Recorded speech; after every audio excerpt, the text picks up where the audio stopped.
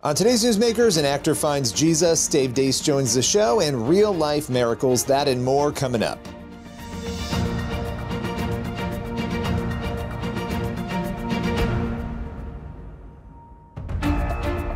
Welcome to Newsmakers, a show where we go behind the headlines each and every week to bring you interviews with pastors, entertainers, politicians, and other notable news figures. On today's Newsmakers, we're joined first by actress Kimberly Elise. She is here to share her remarkable conversion to Christianity and her path to Hollywood. Let's welcome Kimberly to the show to hear her story. Well, Kimberly, I'm so excited to get to talk with you. You know, for years, I've been following your faith journey and just seeing your growth and the things you talk about and how much of just a bright light you are in Hollywood and in entertainment. But I want to get into your faith journey, but I'm actually really interested. How did you get into the entertainment industry? What was sort of your passion to get into that? It was an ambition I had as a child and growing up. And pursued it once I was old enough to sort of figure out how. I started, I'm from Minneapolis, Minnesota, and grew up in a suburb right outside of Minneapolis and went to the University of Minnesota. And when I came out, or actually right before, I started doing commercials locally and nationally. And those commercials helped to fund my college education along with my parents. And after I was doing commercials, I started getting into theater and doing a lot of theater here in Minnesota, show after show after show on the stage and touring locally as well. And at a certain point, I realized that I'd kind of reached, kind of finished what I needed to do here and really wanted to go out to Hollywood. So my husband at the time, he's since passed away, and our little girl, we got in a U-Haul and drove to California. I was admitted actually to the American Film Institute in their director's program. And so that's why we moved there that was the justifiable reason to go and further my education, more so than to pursue this acting career. But I went through the director's program and graduated from there. And it was probably 3 months after that I booked my first film, because after finishing the program, I said, well, I'm here. I want to go back to my acting now. And it was after that I booked my first film, which was Set It Off. Wow. And you know, you've had this amazing career. Now, one thing about your story, your journey that I think is so interesting, and correct me if I'm wrong on this, but you first got baptized when you were a teenager, when you were around 16. Right. Yes. So apart from my, you asked me about how I came to Hollywood as an actor, but the bigger story for me is my journey to Christ. And yes, I grew up, my parents were Christian, are Christian. My father's passed away. And so though we didn't go to church, we didn't study the Bible, read the Bible, we were raised with Christian principles. However, I knew at a young age, there's something I'm missing. There's something I need to know. And I don't know what it is exactly. And that's, you know, that truth that God puts in our heart. And unfortunately, I didn't have the benefit of any discipleship, any development, any real understanding of what it truly meant to be a follower of Jesus. And so I quickly went back into the world like teenagers do, and finished college, met my husband at the time. We got married, and then that segues into Hollywood and moving to California. Did Hollywood complicate faith for you in any way? Did it sort of shield faith? Did it push you further from it? You know, as you had that experience at 16, you weren't discipled, then you end up in an industry that can be very difficult, depending on who you talk to, for faith. So talk a little bit about that journey and where your faith was during it. Well, this is the blessing in it all for me, because I was baptized and there was a truth that I knew. I knew that God had blessed me with certain gifts and certain abilities. And I knew that with these blessings, I was to use them in a certain way. That was sort of the parameter that I had. I didn't know Jesus. I didn't know the Holy Spirit, but I knew that God had blessed me and given me certain gifts. And so when I went to Hollywood, I just knew there were certain things I would not and could not do because of the gift that God had given me. Wow. I just believe that he had a plan for me at this time, in this moment, and the history that I had strengthens that for me. When you got baptized, you shared it on social media, and everybody picked that story up. I mean, it went pretty viral. Were you surprised by the reaction to people seeing your baptism? I was shocked. It was such a such a personal moment. It was just me and my pastor and a friend and a couple family members on Zoom. They were actually on Zoom. And we went I to the love that. ocean and did it. And it was my birthday. And just to share with whoever follows me, my dedication of my life, my rededication of my life to Jesus Christ, I put it up.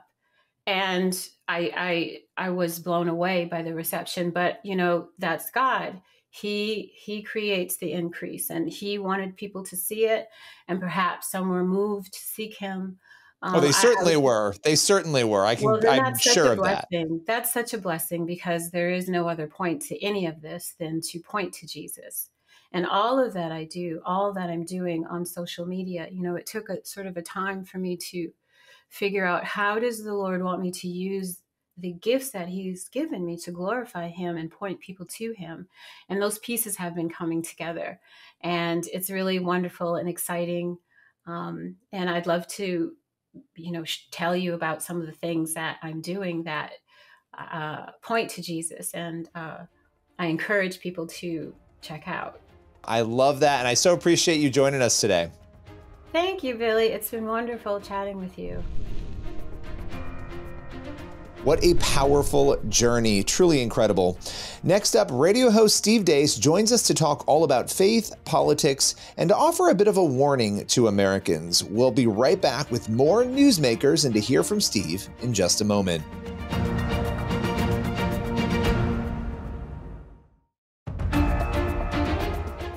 Welcome back to Newsmakers. Next up, we have popular radio host Steve Deace, who has a message for Christians when it comes to faith in politics, and it's a message worth hearing. Let's welcome Steve to Newsmakers. So there's a lot to talk about. A lot has happened in the last few months. A few things. Yeah. If you go back a year to where you thought things were going to go politically, could you have predicted or guessed that we would be where we are right now? No way. I get paid to do things like that, Billy. That's what I do for the Blaze. It's what I do for candidates and causes around the country. There's no way I could have scripted out the outcome of Donald Trump avoiding 94 felony indictments. And one of them, the January 6th, the infamous Judge Chutkan court in D.C. that, put how many grandmothers and grandpas in prison because they dared to, walk into a Capitol that they subsidize when they were invited to by the cops. Not saying there wasn't anybody that didn't deserve to go to prison there, but certainly a huge amount of prosecutorial overreach. And so now Trump is in the hands of that court too. There's just the idea that he would have missed an assassin's bullet face on by a millimeter. Wild. Would you call that miraculous? 100%. Okay. I would not call the attempt miraculous. I thought it was absolutely orchestrated. But the turning of the head. But the turning of the head and just how it barely missed by a millimeter, and who knows what the future of Western civilization is at that moment. And frankly, because I didn't think it was possible to humanly navigate those scenarios, that was a big reason why I supported Ron DeSantis in the primary. I thought for our belief system, this was a must-win election. Republicans had not had a lot of luck recently winning elections. The guy in Florida had shown that he knows how to win them. And I just didn't think it was possible for Trump to run for president from prison, from under house arrest at Mar-a-Lago. I think we have to understand the signs of the times. I just think it's pretty clear, for whatever reason, that God has just chosen Donald Trump as a man for this time. Yeah. And I think at this point, to deny that evidence I think it takes more. You're Dana Scully now on the X-Files. It takes more leaps of faith to deny little green men than it does to be Fox Mulder at this point. I mean, the turning of the head was the thing for me. Yeah, that really, same for me. And when I talked to people, I went out and got a Trump sign in my yard for the first time in 8 years. And you were not a Trump fan? I mean, no. You were not a Trump fan? No, I mean, I've gone from, I was one of the first people Trump offered a job to in his very first race. I did not know that. Because I lived in Iowa. How did I not know this? Yeah, and I mean, I got a call one day out of the blue in 2013, unknown number. And in our line of work, unknown number means you owe somebody money or it's really good, yeah. Right? So I answer it every time because I err on the side of go big or go home, and I pick it up, and Steve Deace had my name wrong. It's Donald Trump. And I'm like, am I being trolled? But no, I mean, he wanted to run for president. He clearly got good advice of who to talk to in Iowa. And for the next couple of years, I mean, I had a relationship. He was on my show quite a bit. He endorsed my very first wide release book, Rules for Patriots. He actually had me ghostwrite the endorsement, send it to him for approval, and I wrote my own Donald Trump endorsement. But as that caucus campaign went on that first time, in fact, if you remember the infamous event at the Family Leader Summit when he said, I like POWs that don't get captured. Yes. And, you know, I was never a John McCain fan, all right? But, you know, my wife's lifelong military, my father-in-law was still alive, 101st Airborne, and I just thought, I can't support that. And I ended up, helping to oversee Ted Cruz's Iowa campaign instead. And so I've kind of had every position on Donald Trump on the right you can have over the years and not lose your mind, okay, or your soul. And I've just come to the conclusion now that it's clearly that for whatever reason the Lord has intended him to be the man for this time. And I think to deny that evidence, especially after July 13th, is just to deny reality in front of you. So let's talk about this time, because right now things have shifted. They've shifted rapidly and bizarrely in some ways, whether it's DEI. I mean, you go down the list of all these issues, gender confusion, the way that that's being handled. When you look at that, there are a lot of people who are like, this is great, like we're having these victories. Do you have any cautions or advice to Christians as they're navigating that? Because you can become very complacent when that happens, right? Yeah, 100%. And it might not be advice that you've heard anywhere else, okay? For the last, I would call this the Bill Hybels, Rick Warren Gospel Coalition era. They were, Hybels and Warren and Osteen were essentially the popes of American evangelicalism for the last 25, 30 years. And over that time, everybody, I wanted to make sure I got a cover profile on Christianity Today. And to do that, there's a specific, and Christian radio, uplifting and hope-filled, has a Margaret or a Lois, all right? And this is the woman, quasi-woke, neoliberal, beta husband, lives in a cul-de-sac, drives a Subaru, has a coexist bumper sticker on it that says next to it, mean people suck. And this was, you're laughing because you know what I'm saying is true, that this has been the target audience of the American evangelical church on every platform for the last 30 years. And so because of that, we have lost an entire generation of young men. And if there's a cautionary tale about the rise of MAGA and Trump for the church. And it is that MAGA has become the church for young men in America. Now, there are some benefits to that, all right? It's teaching young men to take initiative. I look at what my buddy Charlie Kirk has done with young men at Turning Point USA. I don't know that anybody in America has a larger audience of young men than he currently does. And given the message he has for young men, I'm excited about that, okay? But we also have to remember, and this is something that Charlie does as well, but he's unique in that, okay? He's unique in MAGA in that. Ultimately, you can be as based as you want to be, okay? But if you're on the wrong side of the gospel, there are founding fathers that are in hell too. There are men that signed the Declaration of Independence. We thank them for our country, never repented of their sins. There's not an America first wing of heaven. It doesn't save you. It doesn't save you. We're doing this in our era. We're doing it in the wrong order. Yeah. We're having cultural confrontation and upheaval before awakening. Okay, where can people find you? Where can they listen to you? Easiest thing to do, just follow me on X. It's the largest platform in the world. Doesn't censor people like me every day. So just at Steve Deace Show on X, and links to our podcast and our show on the Blaze and all the other stuff that we do year round is up there every day. I love it. Well, thank you for your time. Really appreciate it. You got it. God bless. You can find Steve on Blaze Media, and be sure to also follow him on social media. We'll be right back in just a moment with more Newsmakers.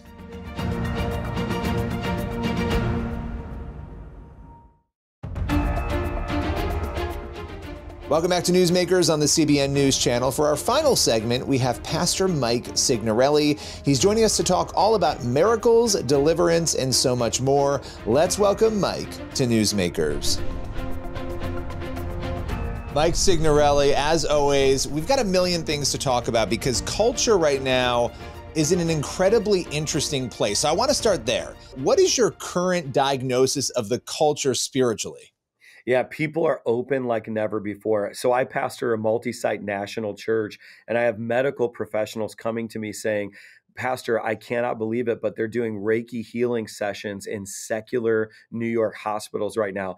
And although that might offend some Christians, it's good news for us because what it's showing is that even the secular medical community is open to the spiritual realm. And so what we have to do is believe that God is going to do what only He can do and awaken people to the reality that He still heals.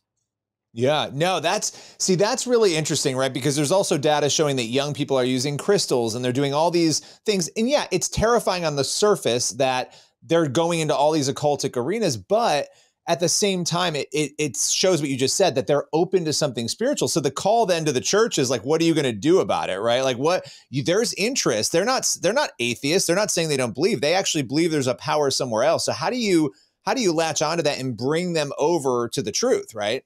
Yeah, absolutely. Well, listen, there was a dear woman who a part of a staff at a Baptist church who listened to my YouTube broadcast on supernatural healing. Unfortunately, she was suffering with MS, which, as you know, is medically incurable as of the time of this podcast. And I just prayed, and the Lord really challenged me and said, Mike, pray for impossible things, not hard, but impossible, which, there's an atheistic part of my brain, even as a pastor and a believer, that's like, God can heal some things, but not others. And we do that unintentionally, right? Where we don't acknowledge it. And so I really pushed myself to say, you know what, I'm going to pray for even incurable neurological conditions. And I'm believing for healing for MS. Well, of course, I didn't know this woman was on the other side of that prayer because I was broadcasting to thousands of people. Well, 6 months later in my ministry inbox, I received an email with all of these PDF attachments of a medical diagnosis of the MS. And then as I began to read the documents, it was multiple confirmations that all the lesions were gone. It was completely undetectable. And they cleared her and even said, you're done with medication and any medical intervention. And I wept knowing my own unbelief in that moment. I remembered that broadcast. So I think a lot of it is, of course, we don't want to give people, we don't want to give them like false hope or, we don't want to go around and sensationalize this as if everybody's always going to get healed. But on the other end of the spectrum, we don't want to block somebody from receiving what they do have access through the cross. And I'm living in that tension, Billy. And that's just for me, getting that medical confirmation from that woman who was a precious staff member at a Baptist church was so, it was one of the most liberating moments in my entire ministry. Wow, and that's powerful to hear because you've been doing a lot in this space. And when I say this space, I mean the areas where Christians are fighting and debating right now about miracles, about deliverance. These are all things you and I have talked about before. I obviously have this new documentary investigating the supernatural miracles. It's with CBN, and people can go to cbn.com/supernatural to stream that. But with that documentary, you also had the Domino Revival, which is dealing with the spiritual realm, right? And these are different forms of the same thing, which all of these things, miracles, dealing with evil and expelling evil, they all point back to the evidence of God, right? And I think it's interesting because it feels like there's a groundswell of these issues. And I'd love to get your take on this. More people are talking about it. More people seem to be experiencing these things. And I'd love to get your perspective. Is that accurate? And if so, are you seeing that in your ministry? Yeah, absolutely. Well, if you go to Luke chapter 13, which by the way, Luke the physician who became an apostle, Luke chapter 13, Jesus is dealing with what one translation calls a disabling spirit. And then another translation calls it a spirit of infirmity. And so the root of the biological problem was actually spiritual, not biological. Jesus cast this demon out and this woman's able to stand up fully straight. Now, that doesn't mean that every physical condition has a demonic origin, but it's like, how many churches in America have you ever gone to that dealt with the infirmity or sickness on a demonic level? And it's just, because I think there's trends and there's waves. And so for me to be a part of this deliverance exorcism movement, it's, yeah, of course that can get distorted and people think everything's a demon. But also I think part of the challenge is, man, if you have a Christian theology that doesn't ever account for the demonic, even in terms of sickness, that's also not biblical. And so I think what we're living in is like, it's a both and. That's the time we're living in. It's like, it's a both and. We need discipline, but we might also need deliverance. It could be physical, or it could be demonic, or it could be both. And I think that these are questions that we need to answer. And like, your film is so important. And I hope many people listening watch it right now, because it's like, listen, I don't want to serve a God that never heals. But I think but we also don't want to, distract people from the fact that salvation is the greatest healing and we're all going to die of something. So it's like living in that both and is healthy doctrine, healthy theology.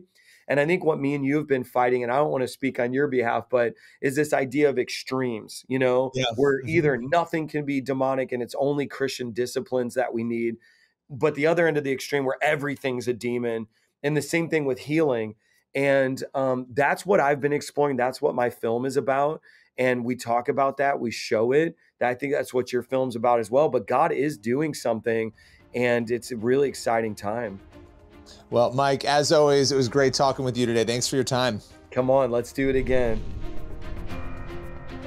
What a powerful conversation. Now, if you want more miracles, you can head on over to cbn.com/supernatural. That's where you can watch the powerful new documentary that we have investigating the supernatural miracles. And if you have a miracle story of your own that you want to share, please go to my website, billyhallowell.com, and you can share the story with me on the contact form. We'll be right back in just a moment with more Newsmakers.